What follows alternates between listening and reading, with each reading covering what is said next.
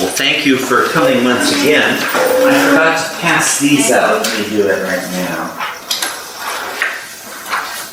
You know, while I do this, okay, Somebody should. just two and three. One is already passed out. We introduced ourselves yesterday, but maybe if we could just go around and just say your name, just because there are new people today, as a matter of fact. Buenas. Mm-hmm. What is? Yeah. Sarang. Sarang. What is Shri. You wanted to Sarang. where you just from? say your names. I'm from Hyderabad. Hyderabad. I thought you were from Chennai. I'm from Chennai, from Hyderabad, Oh, and we got married and we moved here. And he's new to the Baba family. Absolutely. This is his introduction. Welcome. Rachel. I'm Carol. Mitra. Ira. Fred. David. Ganga. Tara. And Rosie. Rosie. So let's see, what do we have here? We have, of course, Los Angeles. Let's make it as exotic as possible, and so you two won't be Los Angeles. Would you want to be Los Angeles or Iran? Sorry, what is the question? I'm just trying to look at our Multicultural. our diverse places. I want to be Los Angeles. Okay, Los Angeles. And we can count you as Hyderabad and Chennai just to make it more exotic. Yeah. And Scotland, of course. Oklahoma. All right, there we go. Los Angeles. Nice place to go through. Oh, she What would you, she Misha? didn't introduce herself. Originally Can you tell me- Iranian, Iranian. born Muslim, Yeah. living in Los Angeles, but I am Indian, but Okay. I don't speak the language. And Ira is from the foreign nation of New York. Jersey. Lives in New Jersey. He lives in Morris. I grew up in Brooklyn though, without Okay. never escape. So. Yeah. And I've mainly lived in the Bay Area, Washington, D.C. and Yeah. L.A. Yeah. So you lived in the condo in Washington, D.C. I lived in the men's dorm of the super group. And then I lived in a basement where I painted. And you're from I grew up in Shaker Heights, Ohio, outside Cleveland, but I've lived a lot in the New York area, as well as Boston, San Francisco, Los Angeles, Chicago. But now we've been living in India for the past 7 years in Tiruvannamalai, Tamil Nadu, South India. Yeah. I was born on Long Island in New York, and I've lived a lot of time in California, but also all over the U.S. and in India. What city in Long Island? Huntington. Huntington. Yeah. I used to live in Patchogue. And I lived in Huntington. And what's that guy that Cat's in the Cradle and Tilburg movie? Cat Steve. Cat Stephen. No, there's another guy, Harry Chapin. Oh, Oh, yeah. Well, Harry Chapin lived, used to be from Huntington anyway. New York Drive, as I lived on. Remember that street? Yeah, How about that? one of the main streets. Cool, we got people from all over the place here. Wow. We probably saw each other, but we didn't recognize you. We don't have Southern Hemisphere. And We don't have there's a us. lady that married Page here. She didn't introduce herself. That's right. Very good. Mary Kay. It's a lady Say- named Mary. Can you say where you originally from? What city? Love Pointing? Oh, you were born in California? No, I wasn't. I was born in Montana. Oh, Montana. Yeah, right. Big sky. Yeah.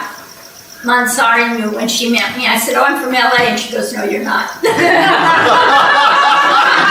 She knew the vibration. Oh, she knew. Wow. Yeah, Mary Mary Kay. Kay, I get that now. It's like I always, yeah. That's why I'm so slow. That's all we know now. I'm 10 miles behind you. Y'all. Yeah. Mary Kay and Carol are survivors of the program up at Marana 2 weeks ago. That's what they're here. Yeah, that's why they're here, right?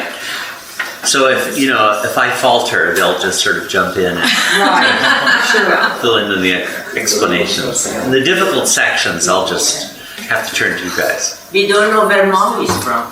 Oh, well, Maho was just there. She's she's from. She's from She's from Shiraz? thinking Are side. you from, you're from Shiraz? You're from Shiraz? Oh, Yeah, I'm from Yeah. Iran, Shiraz. Yeah. Yeah. something that I thought about when I got Yeah. home last night, I was thinking about the book, the missing book. Missing, Yeah. The missing book. worth millions, And billions. I thought about the fact that Paramahansa Yogananda spent the last years of his life writing a book called The Second Coming of Christ. And he specifically told his organization not to publish it until after the year 2000. So that book was not published. Is it published now? Yeah, it is. Huh. But he specifically said, don't release this to the world until after 2000. Have you heard anything, or do you have a feeling as to maybe that happened with MeherBaba's book? I have The no world wasn't idea. ready for it yet? Yeah, I have no idea. You have no idea. Have they put really an investigation of like a trail to find out? I mean, really go into it? Who was the last person known to have it? Well, didn't you say yesterday, Eric said that the matter is taken care of or something? Or Baba told Erich that, something to that effect, when Erich asked. Yeah, I don't know, there's been various people have searched. I think Alaba looked at one time, and Searching for it. it would be nice if somebody would write up a full history of everything known about the book. It'd be nice to have all that information in one place, which I don't know that it is. Because Like what Baba said about it, what's supposed to be in it, who had it last. I think Ramju Abdullah might have been the last one who was known to have had it.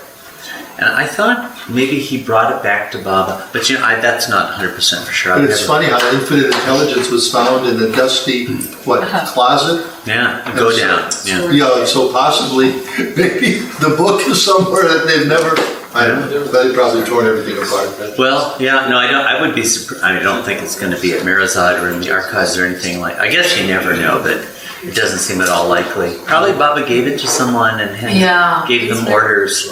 I mean, Gandhi seen it. Gandhi has seen it. he saw a couple pages. Yeah, Couple pages. Gandhi saw a couple pages, and Adi Kirani also. IDK. Baba showed him a page or two or something, and he didn't remember what was in it. So, yeah, it's one of those I mean, I'd love to see what's in it. The question keeps coming up in connection with infinite intelligence, and I really think that the best thing to say is we don't know. Yeah. It's really hard to sort of leave it at that, but what can we possibly say when we don't know what's in it? But it's right from this period. Right, exactly. Infinite intelligence was, if it was dictated as I'm supposing, it would have been right at the heart of the time Baba was working on the book. Well, last time we had started in on talking about some of the cosmic architecture and some of the cosmological principles. So I wanted to resume with that. We had talked about the relation to the individual and the universal as a very central theme in infinite intelligence. And I have here that quote. This is on universal. I'll read this up because last time I did, but it's easier when you can see it for yourself. This is just from a Stanford Encyclopedia on Philosophy on the question of universals in philosophy.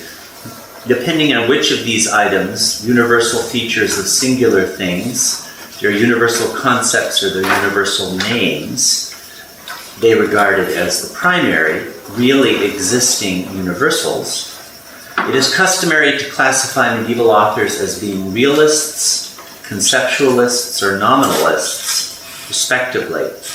The realists are supposed to be those who assert the existence of real universals in and or before particular things. The universal exists before or even without individual instances of it. The universal is real. The conceptualists, those who allow universals only or primarily as concepts of the mind. That is to say, a universal doesn't exist without individual things, but it does exist as a mental concept. Whereas nominalists would be those who acknowledge only or primarily universal words. There's no such thing as a universal, there's just a name that we have. And the actual things are just individual objects with no I know, but this is you're getting hit by this. We got into all of this. Well, the reason for bringing this up is that Baba appears very clearly to affirm that universals do exist. And they are we'll see later, associated with Ishwar, creator, preserver, destroyer.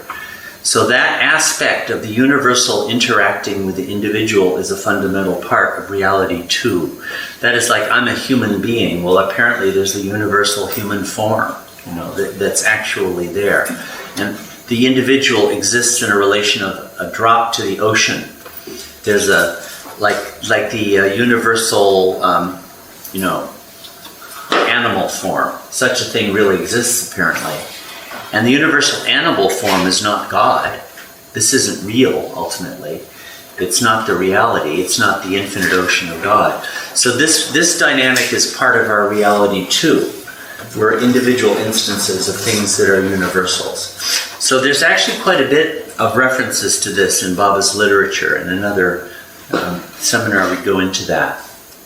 But now I'm going to come to the third of these, which is the universes or spheres. And let's see, we don't have, has anyone here read Infinite Intelligence? I don't think we have anyone here. Oh, we have a couple who have, yeah. Well, when you read it, one of the issues you really need to deal with that can be quite confusing is that Baba uses the word subtle in a completely different way. And it's just a word. I mean, it's just that Baba used the word differently again. He uses the word subtle to mean the whole inner world of the 6 planes of consciousness. Right? And like God speaks in discourses, you're acquainted with the 3 spheres, right? What are the 3 spheres there? Gross, subtle, and mental. Gross, subtle, mental, yeah. And the subtle encompasses the 1st to 4th planes. The 4th is kind of a threshold. And the mental sphere is the 5th and 6th planes. Well, in Infinite Intelligence, he uses subtle to refer to all of that, the whole 6 planes. So that's what the word means there. If you don't understand that, the book will really confuse you. But if you just realize it's a different use of that word. But then Baba does have a 3rd sphere, and he calls it the fine sphere. And any of you know what the fine sphere is? Could we call it the soul? It's not the soul exactly. It's a state of Beyond God and beyond God's state? It's not those either. It's actually part of, it's like, let's say the universe. In Mahapralaya, you know what Mahapralaya is? The dissolution of the universe. Where does it go? Well, it reverts to latency. That's the fine state of the universe. When we go to sleep at night, where do our sanskaras go? It reverts to latency. In that, let me get this. Actually, it's right in here somewhere. I don't need to read it. That crossing lines of the thinking and the imagination. Oh, that's a good one. This one here again. It's like, this is the subtle universe and this is the gross universe. That's why the diagrams in Infinite Intelligence show just 2 universes. It doesn't have a mental. Baba wasn't talking about the mental at that time. But when you go, like in sound sleep, it reverts to that. It reverts to the end point. It reverts to its start. So fine is the term Baba uses to designate what happens to bodies and universes in the state of sound sleep. It's latency. Right? Do you get that? Do you understand that? It's just a word Baba had. It's a very useful word. And I think we should bring it into the general discussion of Baba's philosophy and other things. Question, Lord. Don't you think, though, that fine, roughly speaking, corresponds to what he later called the mental sphere? No, I don't, because he consistently says in sound sleep. But is there not some indication that in sound sleep things rest in the mental sphere? Is that It probably has a relationship to the mental sphere in some way, but people who are mental conscious are awake. true? And they have sanskaras that are active there. But in the fine state, they're not. All right. Sound asleep. But it's probably... It's a question mark. It is, well, yeah. Or at least for me it is. Yeah. To me, it's very certain that he is referring to sound sleep, which is not the same state as a mental conscious soul would have. Sure. But there seems to be a closeness there, because the seeds are there in the mental sphere. Yeah, that's what I was thinking. Yeah. Yeah. They'd be located there, probably. I mean, it's at the root of mind, or at the root of the mental sphere. Something like that is probably the case. So this is this shows how these spheres relate to each other in the God speaks lingo, right? In fact, I have another one I'll show in a second, but in God speaks and the discourses, that is everything else of Baba's that we know of. There's a gross sphere, and that means the same thing in infinite intelligence. In God speaks, there's a mental and a subtle sphere, and those two together correspond to what is called the subtle sphere in infinite intelligence. In infinite intelligence, there's a fine sphere, and there's no corresponding term in God speaks. You won't hear that discussed. It'll say latency, or words like that will get used. And both have a real sphere also. So this is one of the things you really have to get used to when you're dealing with infinite intelligence. In fact, I have a bunch of, let me show, where is this all? Yeah. This is another depiction of the same thing. So the subtle in infinite intelligence encompasses the 6 planes, whereas the mental is 5th and 6th in God Speaks, and the subtle is 1st with 4th in God Speaks. And the fine has no corresponding term for it. So Baba gives a different model for the universe here. And this is, like, this would be let me give an analogy for this. I'll be saying more in a minute that I think helps to explain why Baba described things in this way. But let's suppose you're wanting to give a basic geographic description of the United States with mountains and plains, say. And I might say, well, the United States is divided into 2 fundamental geographic regions. There's east of the Rocky Mountains, and there's west of the Rocky Mountains. But then on another occasion, I might say there are 3 spheres. There's west of the Rocky Mountains, there's between the Rocky Mountains and the Appalachians, and there's between the Appalachians and the Atlantic coast. Yeah. Well, it's a description, you know. It's not like America suddenly undergoes a huge geological upheaval when I change my description that way. If you really want to know what America's like, you got to go there, you know? And the same thing is true of the planes of consciousness. If you really want to know what these 6 planes are like, you have to actually become spiritually advanced and experience them. Because no description of them, that's the problem with, you know, the human mind. It takes the map for the reality, the description for the reality. So at this time, Baba was describing it this way. And in fact, there's a very good reason why he was doing so, which takes us to our 4th cosmological principle here, which is the 3 states of sound, sleep, dream, and wakefulness. Of course, you all know what those are experientially. This is, you know, universal of human experience to pass through these various states. In Baba's cosmology, as in Vedanta, these are actually cosmic principles. They're not just states of our experience. They describe the phenomenal reality also.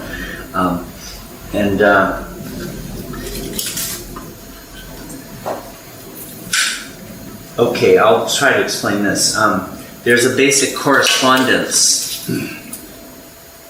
here between, here it is, these states of wakefulness and the spheres. That is to say, in sound sleep, you experience, or I don't know, we don't have a word for what your experience is when you're in sound sleep, but let's say, I'll use the word experience. You are immersed in, or you experience the fine sphere. In Infinite Intelligence, Baba says, in dream you experience the subtle sphere, or the subtle universe. And in wakefulness you experience the gross universe, right? So these three spheres actually correspond to the waking states. And this turns out to be very important. Are you getting this? Getting this correlation? Yes. So we have a fundamental correspondence that gets developed enormously in the course of Infinite Intelligence. So the reason why this would suit, you see, Baba doesn't really have, what will I say? In God Speaks, these three spheres, the mental, subtle, and gross, I'll just anticipate what we'll really go into next week. These are rooted in the triune nature of God. In God Speaks and other places, Baba said God has three natures, knowledge, power, and bliss. And those are the foundation for the mental, for the subtle, and for the gross. Okay, we'll talk a lot more about this next week. Are you acquainted with this, or is this new stuff? Knowledge, power, bliss? Yes. So, in God Speaks, this is really the relationship that Baba wanted to develop between knowledge and the mental, power and the subtle, bliss and the gross. When you get to chapter 8, he talks about that a lot. But in Infinite Intelligence, Baba doesn't have anything to say about knowledge, power and bliss. He did in Tiffin lectures, given at about the same time. But what he really does have a lot to say about is the waking state, sound sleep, dream, and wakefulness. So his description of the universe is fine, subtle, and gross, these three, because this is the model that is useful in describing the cycle of wakefulness and going to sleep. Any questions about this? Yeah. Yeah, I'm just trying to correspond the dream state in Infinite Intelligence with dream state in God Speaks. Do we talk about dream state, just the word in God Speaks? Yeah, we do. Yeah, there's a lot there. Okay, so then I think maybe the order then should be the reverse, from God Speaks to Infinite Intelligence somehow, because we do have a dream state in God Speaks. Well, I mean, the reason I'm going this way is because we're, Infinite Intelligence is our topic you're right. here. Yeah. No, I'm just trying to make the correlation. No, but this really helps. Thank you. Well, no, these need to be correlated to really, if you want to bring Infinite Intelligence into a relationship that God Speaks. Yes. Now, here's a reason why these three states are cosmologically fundamental. You know the divine theme, right? What is the divine theme? This is too much snow. That's onion is body. I'm sorry, He's cutting onion. Onion is it's a shallot, but I'll go to the other room. Sorry. Start making. Or I'll do non-functional vegetables. You must be too much yin. If you get the yin yang, you're more yin than yang. I do. Yeah, you're more acid than alkaline. You need alkaline. But we can't solve that right now. So. Yeah, you're right. Yeah. You know what? Maybe I can go to a far corner of the room. Yeah, maybe in that right in that table corner over there. that green, yellow, orange table. Let me try that. Or you could come right up here, I don't mind. So the one thing, so Onion here, please. whatever a I'll soul's sit outside and I'll consciousness listen is, to when that. they're in sound sleep, they're close to the goal. In other words, a person could be totally illiterate as far as knowledge goes, but he sleeps like a baby. Yeah, that's And in right. sound sleep, he is as close to being in that state to where you're experiencing awake sound sleep, which of course is realization. But the idea of it is, so it's amazing. So every time somebody puts their head down on the pillow and has a good night's sleep. They're in that place, defined place, huh? In fact, what happens in that state is that, coming back to this figure, everything, the entire universe reverts to the own point. And the thinking is in its original unvibrating state, which is identical to realization, but for the one missing element, as you said, you're not awake. That's the only thing that separates that state from God realization. But what happens to the body, what happens to your sanskaras, and what happens to the universe in sound sleep is it reverts to fine state. And fine is really an excellent word for this. We've got to resurrect this word in Baba's talk about Baba's metaphysics or theosophy, because you can see it's related. Fine is related to finite, right? Fine means infinitely finite. That is this point.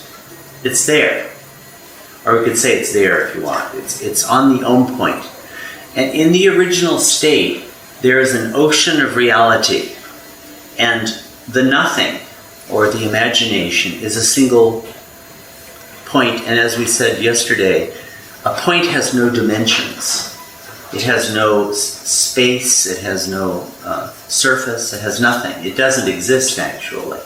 That's what everything reverts to in the fine state. So fine is a designation for what happens to everything, bodies, universes, sanskaras, in sound sleep. That's what that word means in infinite intelligence. See? So it relates to the dream state. I'm sorry, not dream state. Sound sleep. Sound sleep. So sanskaras are dormant. Dormancy would be another word In for other it. words, in that state, you could have unbelievable billions to work out, but if you could get that sleep, it doesn't happen till you wake up again. Yeah, I think in God Speaks uses the word dormant from time to time as a term for this too. Now, the whole journey of the divine theme, is the story of the journey of the soul, right? I don't know, Sarang, if you know about the divine theme, but it's Baba gave an account of the journey of the soul. The soul originates as God, in God and as God, and with the whim of God, who am I, creation occurs. And then the soul goes through the evolution of consciousness from stone through metal, through plant, through worm, fish, bird, animal, to human form. Then consciousness is wide awake, complete, infinite thinking in terms of our book here. And then eventually, after millions of lifetimes in human form, you go through the involutionary journey where you return to God, and it ends with the realization, I am God. The original question, who am I, is answered with I am God. That's the divine theme. Well, the whole divine theme can be characterized in terms of these states. That is, you originate in sound sleep, in the original beyond state. Before creation begins, God is sound asleep. After the whim occurs, who am I? Throughout the entire evolutionary journey, from stone to monkey, you're dreaming. Baba, it's subconsciousness, and it's a kind of a dream. Baba says this in God Speaks. When you get to human form, you're wide awake. There's nothing more that's why Baba says infinite thinking. That's his term in infinite intelligence for wide awake or full consciousness. You don't need any more consciousness. The problem isn't that you lack consciousness. The problem is what you're conscious of. Mm-hmm. And according to infinite intelligence, what are we conscious of? What are we thinking in infinite intelligence speak? So the imagination. The imagination. We're thinking the imagination. So the dream state, our regular dream state now, is actually a taste of the subtle experience, because in dreams you can leap over tall buildings and do everything else. But actually, if you're on the planes, you're experiencing the dream state in reality. So the energy that is there, you can use it as you please. That's right. In fact, Baba says in Infinite Intelligence many, many times that when you're on the planes of consciousness, you're dreaming in full wakefulness. Wow. That's the difference. It's a dream state, but now you're awake. And when you realize God, you're sound asleep in full wakefulness. So the whole journey of the soul can be characterized in terms of these three things: sound sleep, dream, and wakefulness. You see that? You get that? So actually, like when you go back through the involutionary journey, it's like you experience the fine universe in full wakefulness. So these are tremendously powerful terms, actually, all of this. Let me show you another. Are you getting this? Are you following all this, all these correlations? I mean, they're very basic, but they're... The whole journey of the soul, the whole game of creation, is at its root unbelievably simple. But it's unbelievably difficult to become that simple. That's the problem. You just need to be wide awake while you're sound asleep. That's all you need to do. That's it. You're kidding. And it takes, 500 million births and deaths to learn to do that. But that's all that it takes. And to get on the planes of consciousness, what all that really means is dreaming in full wakefulness. That's what that state actually is. So this these three states, there's really a lot to them. There's a lot more than contemporary culture and science would realize that. Baba has let me just show you in Baba's own handwriting, just to bring this into picture. Here it is. That's this one. So, as you're flipping through that word, to be dreaming in a state of wakefulness is to reach to some state of being, right? As a human, as a thinking. Yeah, the thinking, when you dream in full wakefulness, that means you're on the planes of consciousness. You're a master. Or not a master, but a saint. You're a saint. You're an advanced soul. Yeah. You dream in full wakefulness. And here's a diagram that Baba drew. When you dream in a full wakefulness, means that you are conscious of the imagination, right? Yeah, you're still thinking the imagination. Yes, that probably are detached from it or something. Well, you're still bound. You're still bound. It's just you're thinking a higher form of here in infinite intelligence, you have the gross imagination and you have the subtle imagination. Oh. It's just that you're thinking the subtle imagination. Isn't it a vibration that's higher? It's a higher vibration. It's a higher vibration. But it's still a state of... Baba uses the term there, bandha. A bandha is a slave or someone who is bound. You know that word, bandha? You're a bandha still. You're a slave. You're a slave to the illusion. You're still thinking the imagination. It's just a higher kind of imagination, that's all. Is that an airplane to get there or something? Well, now this is a diagram. Where's that here? Let me just wait this book. 650. Yeah, it's there, It's page. in 650. Yeah, that's And another version of it. intelligence.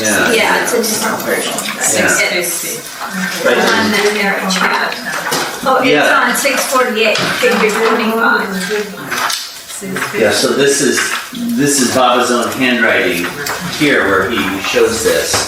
I don't think it's in the packets, is it? Is it in the... Mikey, yes, I think it is. 650. I think in those packets you can find it too, as a matter of fact.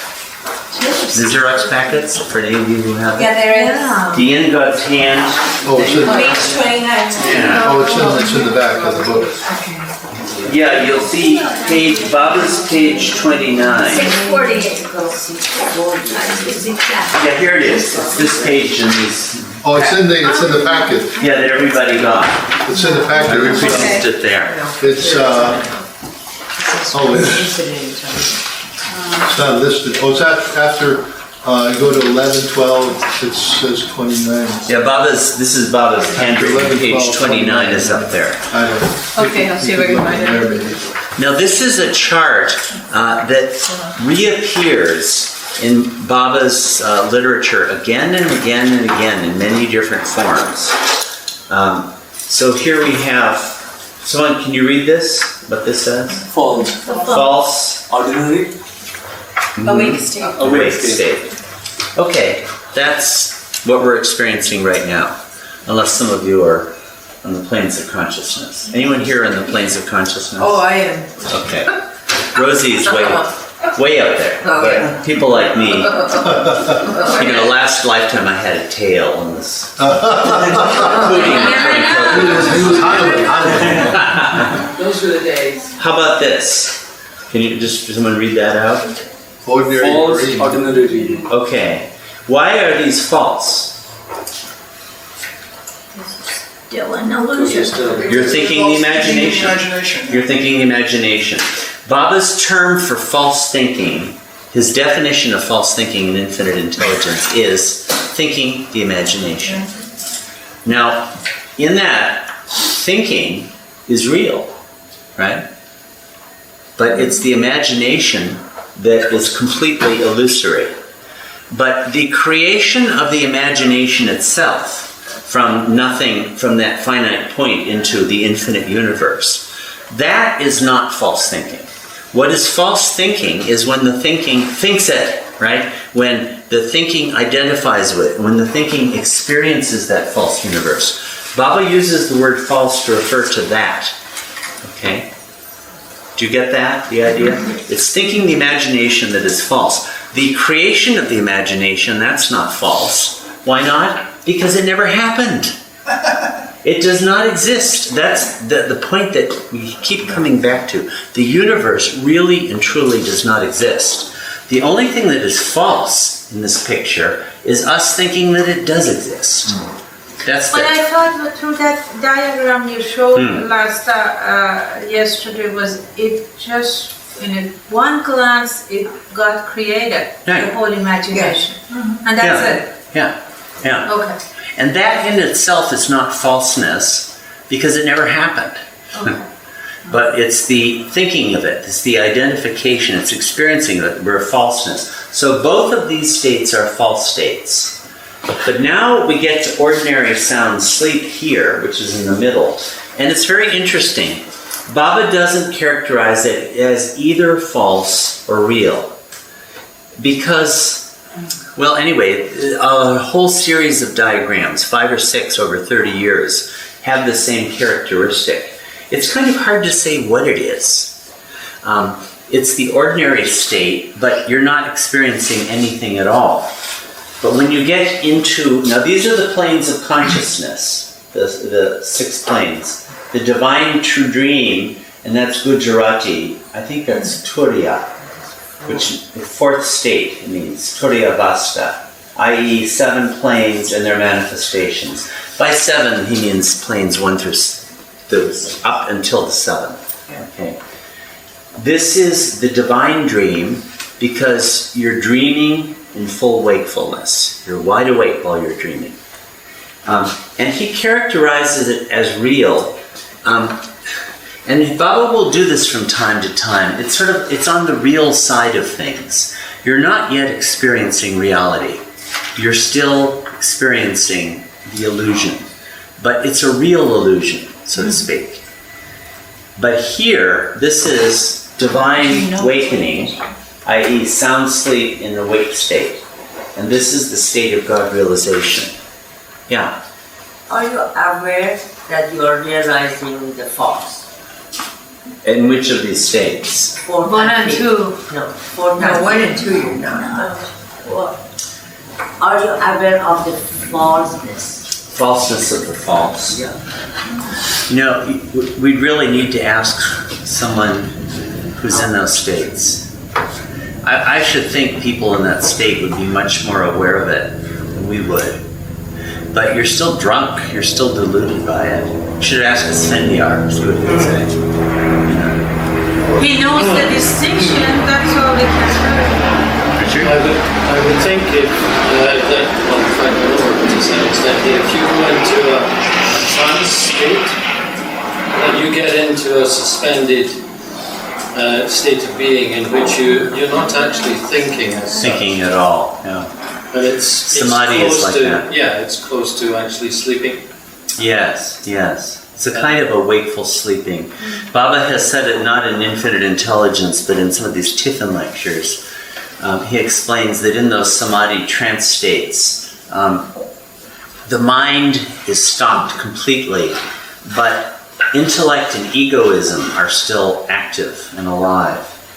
So you're not realized yet.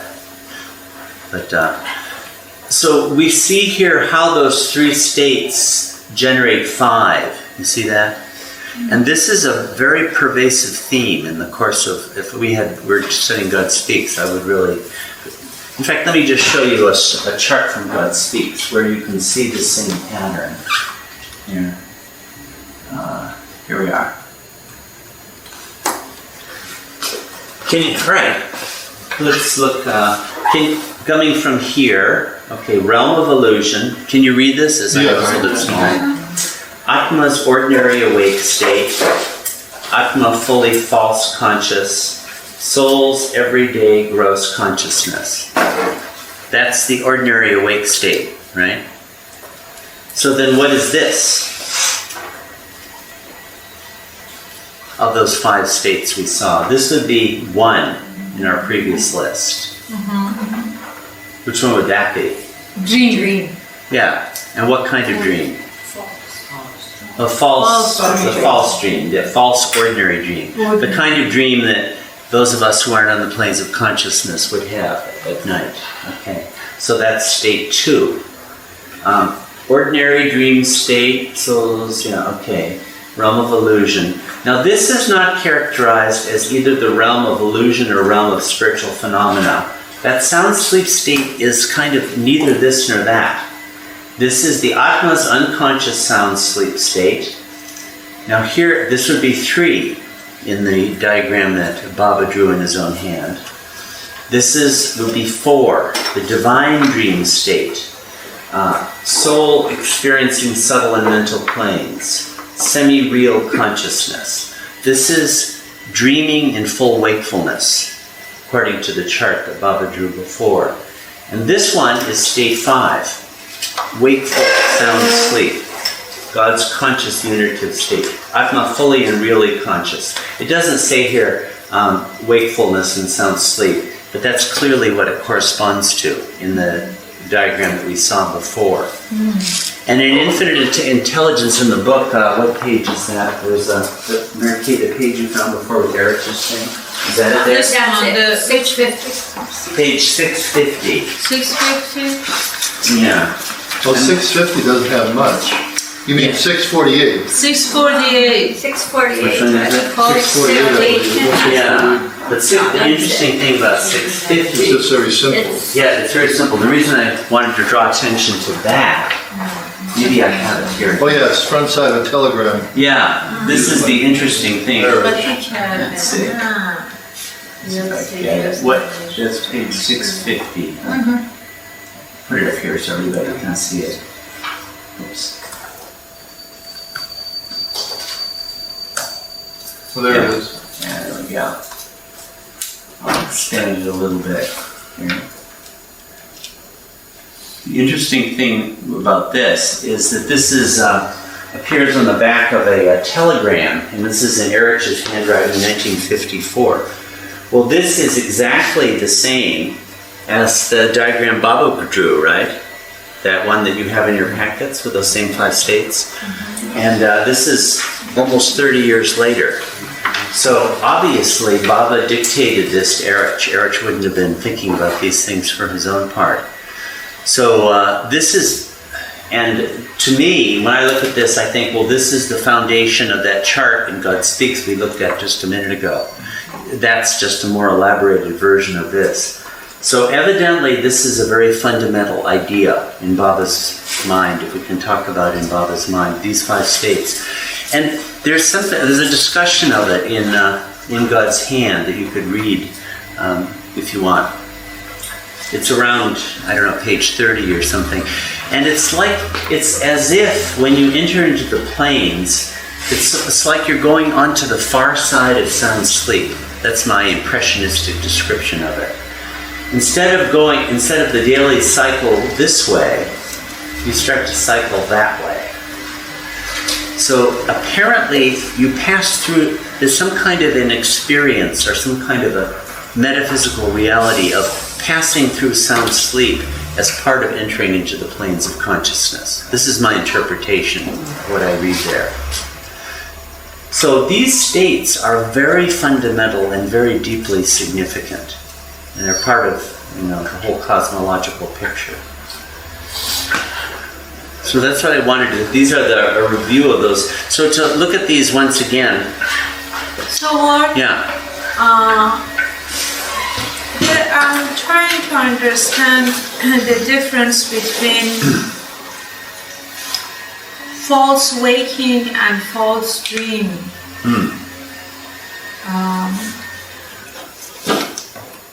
So in false dream, which is that ordinary dream state, right, you are conscious. Well, you're semi-conscious. You're semi-conscious of the subtle sphere, Baba says. Subtle sphere. Yeah. Again, we have this correspondence. Wakefulness has a correspondence with the gross. Dream has a correspondence with the subtle. And sound sleep has a correspondence with the fine. Okay. You see how useful these terms are and why Baba would have used them, gross, subtle, and fine? It's because of this relationship between these three states. That's really what Baba wanted to talk about in Infinite Intelligence. Those three states, a major theme of his. So he didn't bring up the distinction between the subtle and the mental. That would confuse things.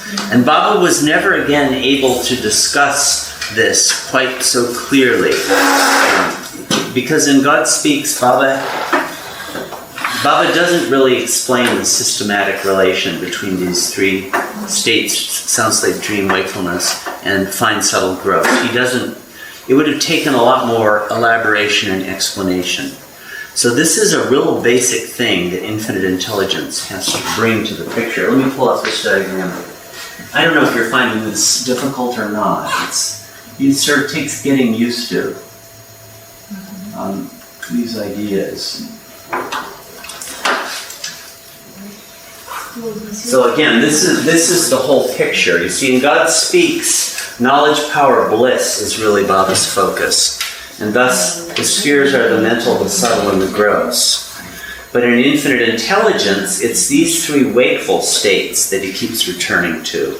And the corresponding spheres are the fine, the subtle, and the gross. You know, Ward, what I almost feel like in God Speaks, it's sort of like it's a big picture. Yeah. Like when Baba speaks, the mental world is which is not subtle or gross, which takes up infinity. Yeah. It's the subtle is all the energy that exists in the entire universe, and the gross is all material things, the planets, the stars, and so forth.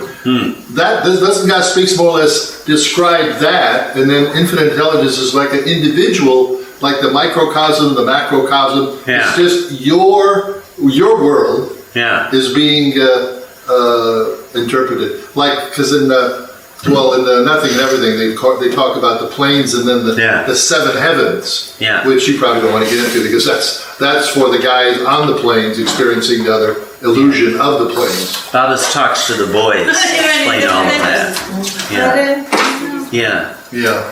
Could you explain why in gross sphere the divine nature is bliss and why subtle it's power? For me, I thought the gross sphere would mean power. Yeah. That's a topic. Why don't we go into that this afternoon?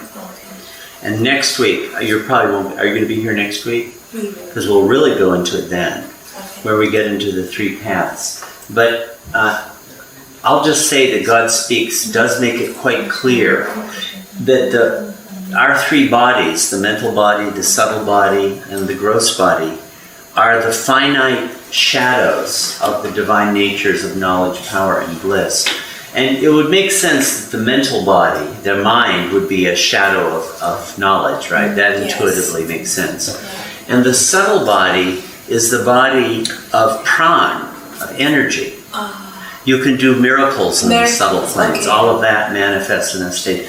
The most difficult one is bliss. But we'll come more to that even later on in this session or early this afternoon.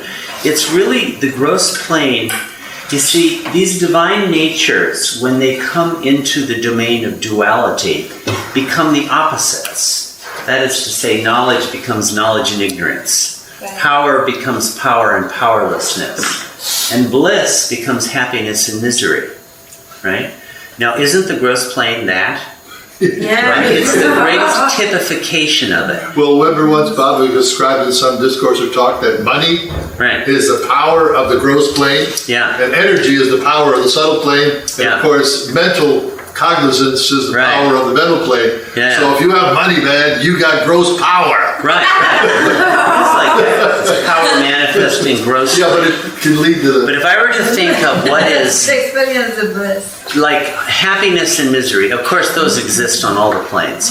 But the sort of like the most direct emblem of them, in maybe it's just because I'm a gross conscious soul, would be things like eating or, excreting or having sex or, having something damage done to my body. It's like the most immediate reflection of pleasure and pain is those things. So it's like the gross sphere typifies that attribute of bliss, what it becomes when it enters into duality. So but God Speaks goes into this a good bit, and there's one of the Tiffin lectures really goes into it. This is God Speaks theme, or one of its great themes. It's not, infinite intelligence doesn't go into this at all, doesn't even mention knowledge, power, bliss. And Baba was talking about it at that time, in 26, 27, but not in this book. Because this is the relationship he wanted to talk about. These states and their correlation with the universes and the bodies, the gross, subtle, and fine bodies. And like you said, there's no mention of love. Because it's bliss, power, infinite knowledge, infinite power, and bliss. Yeah, love is not one of the natures of God. These are the three natures of God. Baba uses that term in kind of a technical sense, as a matter of fact. And those are the natures of God in the imagination. What's that? In the imagination.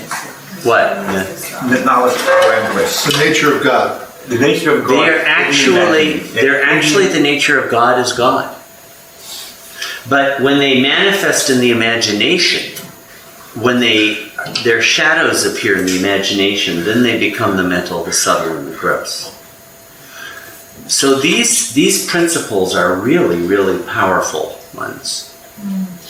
So, yeah. Could you explain what happens when we to the sanskaras when we sleep? They revert to latency. So, does it get reduced with the food? They get reduced to nothing. Nothing.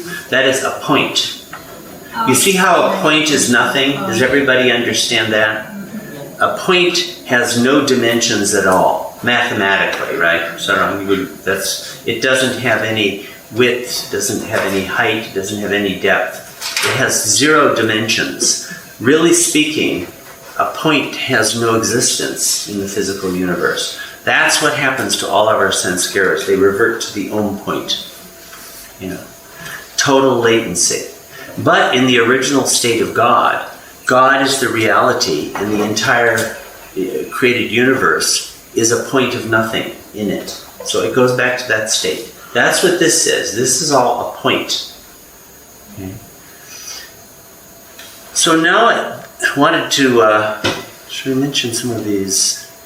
I'll come to some of those terms later. How Ishwar relates to all of this. Because Ishwar is the huge player in this whole story. And this is, I would say, the other huge topic that infinite intelligence really develops. just as it develops these really thinking and imagination, but these other topics are more developed in infinite intelligence, more explicitly than anywhere else. But also Ishwar is. Now, Ishwar in India, I'm sure know the words, right? Shri, it's God, basically just the Lord, right? A general term for the Lord. What it, let me see, I'm trying to think how many of these terms I should hit you with. Are any of you acquainted with Vedanta at all? Yeah. In Vedanta, in the work of the great Shankara, who is the greatest philosopher of India, probably, he was a perfect master, died about 820. He uses Ishwar to refer to the theistic aspect of God. I'll try to explain a little bit of this, because this comes up a lot in infinite intelligence. It gives us the terms Nirgun and Sagun. Can you see those words? Nirgun and Sagun. Good deeds and bad deeds. Or gun means attributes. The quality or an attribute. So Nirgun means without qualities or attributes. And Sagun means with qualities or attributes. Okay? Now, what this is referring to is another fundamental theme in theosophy and theology. God can be, you can talk about God as having no attributes at all, or you can talk about God as having attributes. Now, God without attributes is unimaginable, is unapproachable. It's that infinite ocean that doesn't have color, it doesn't have shape, it doesn't have name. God, the beyond. I don't even know, but it's not necessarily sound asleep. It might be a wakeful state. It's actually the 8th state of God. That's what you experience in the 8th state of God, of the 10 states of God. Without form and without attributes. So, like in that state, God doesn't have mercy. God is not the merciful one. God is, there are 99 names, Allah in Islam. Those names most of those would not pertain to God without attributes. It's an infinite ocean in which there is no scope or space for creation at all, right? Now, that aspect of God is completely unapproachable to us. We have no way of thinking about it even. But God with attributes, that's the Sagun aspect of God, with attributes. That's the aspect of God that shows its face to creation. Like in, you'd say, the merciful one, or in Islam, the avenger. There's one of the names of God means that, or the one who's the Lord, or the one who is the bestower, all these sorts of qualities. Those would be God with attributes. Now, when we come to the whole Ishwar, that is God with attributes. That's God as existing in relation to us, as imaginable by us, as approachable by us. So that's a very, this distinction is going to come up again next week when we talk about the divine theme and other things like that. So the word Ishwar is often used that way in India, in Vedanta and other schools of philosophy. I'm bringing that up because that is actually getting close to how Baba characterizes Ishwar. In infinite intelligence, Ishwar is God as creator, preserver, destroyer. These three comprise what God characterizes as the 3rd state of God. Let me show you this.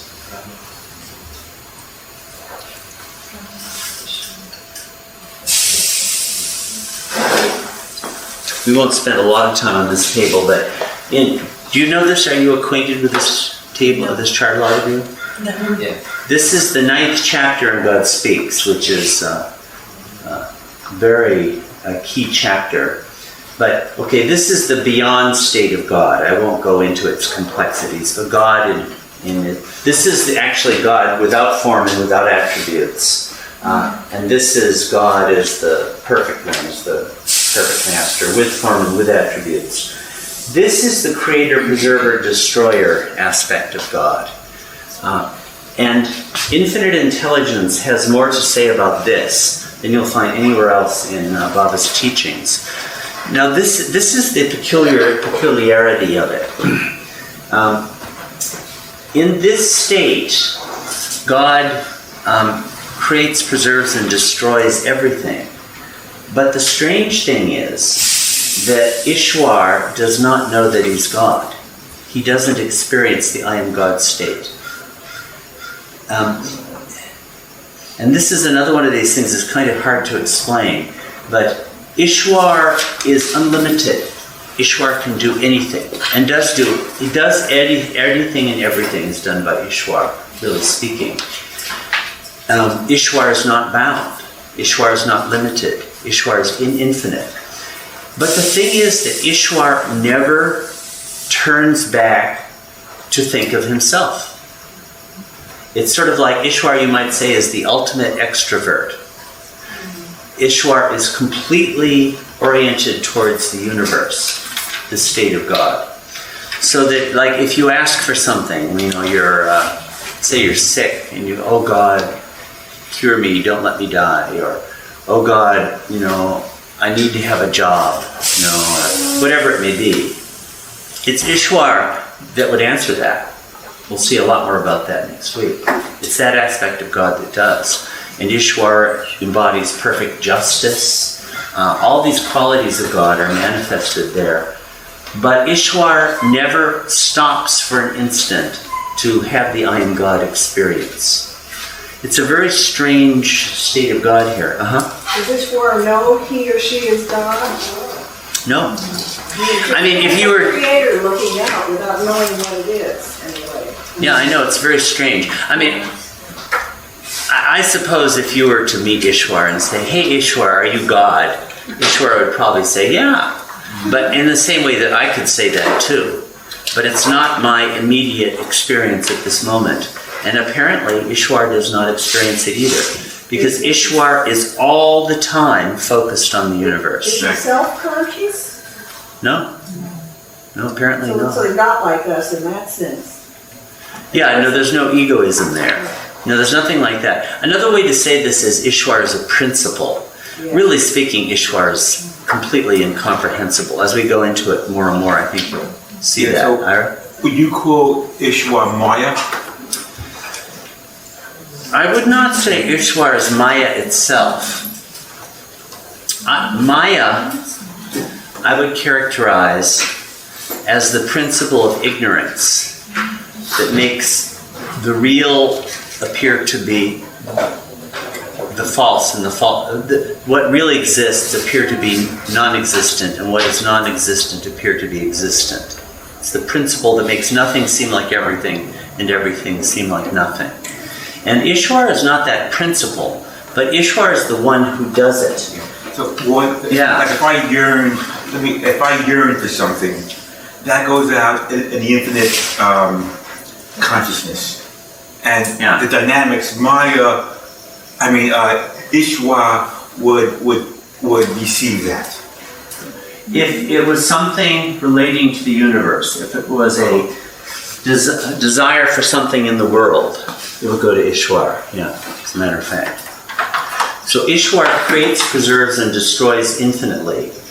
Now, in this diagram that we keep returning to because it's so fundamental, it's like, what is it that causes this point of X to become the infinite universe? What is it that makes the most finite imagination appear to be the infinite imagination? What is it that creates the universe? It's Ishwar. This is Ishwar's domain. So Ishwar creates the universe, Ishwar sustains the universe, and Ishwar dissolves the universe. There is an aspect of God, there is a state of God that does this. This, you might say, is Ishwar's terrain. So we were talking yesterday about how our experience involves this interaction of thinking and imagination Well, you weren't here yesterday. We talked about all this, but you remember all of that, right? So we think the imagination, that's the basis for our experience. Well, there is in fact a dude involved in that, Ishwar, who's constantly creating, preserving, and destroying the imagination for us. That's all the time going on. So Ishwar is a major player in this story. Remember all this, Mary Kay? Yeah. I like it. Yeah, Ishwar. Yeah, we'll say. So this is we're going to look at Ishwar in relation to these cosmological principles now. You want to ask anything more about this or bring up anything more about this juncture? Big juncture. This juncture we're at right now. So the archangels and angels are under the Ishwar? I presume so. I don't know. Yeah, because he's involved. Ishwar is the Lord of the universe, actually. Yeah. So everything within creation is part of part of Ishwar's domain. So are you? Is he saying that Ishwar has some very subtle form because it's in?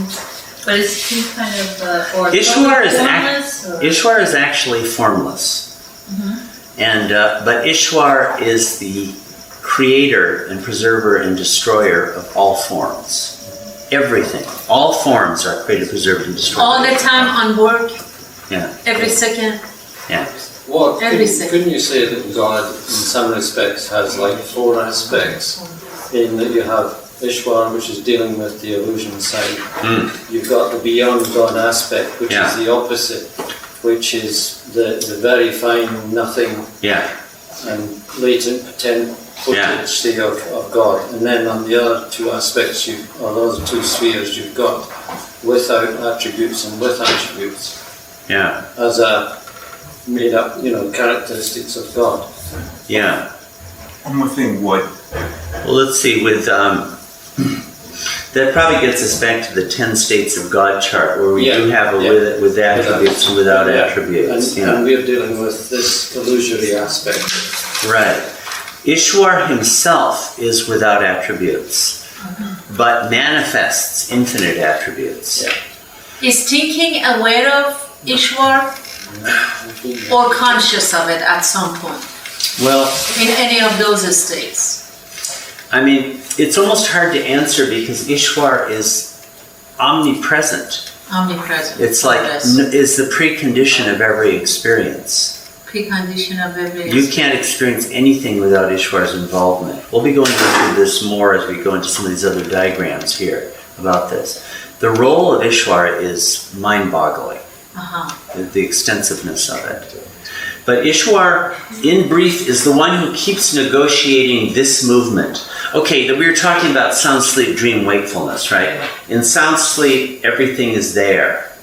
In dream, everything is subtle, right? And in wakefulness, the universe is gross, manifests as gross, right? We were talking about that correlation here. Yeah. Ishwar is the one who keeps creating, preserving, and destroying all of this. Back and forth, and back and forth, and back and forth.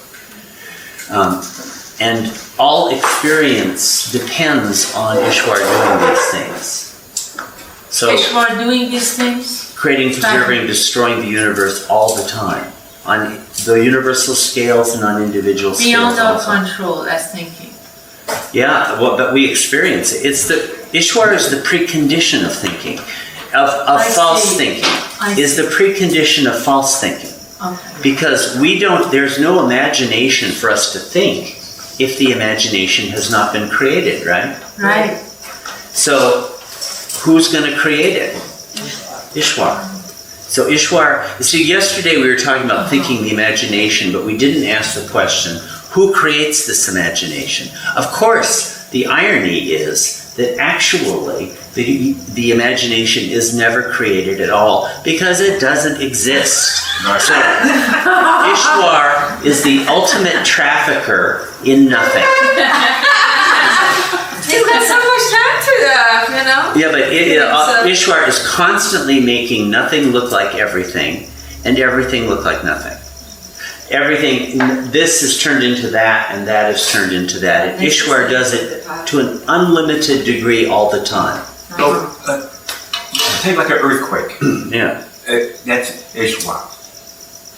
Yeah, all those developments. We'll talk more about this. We're coming into this. I want to be sure we get to sound, sleep, dream, wakefulness to show.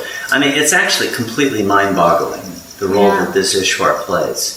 The human mind really can't begin to comprehend it. It leaves you in total bewilderment. If the third state of God is like this, holy smokes, what is the beyond state like? We don't want to go. But Ward, can I please ask if you can explain that axis, the one with the X on top? Yeah.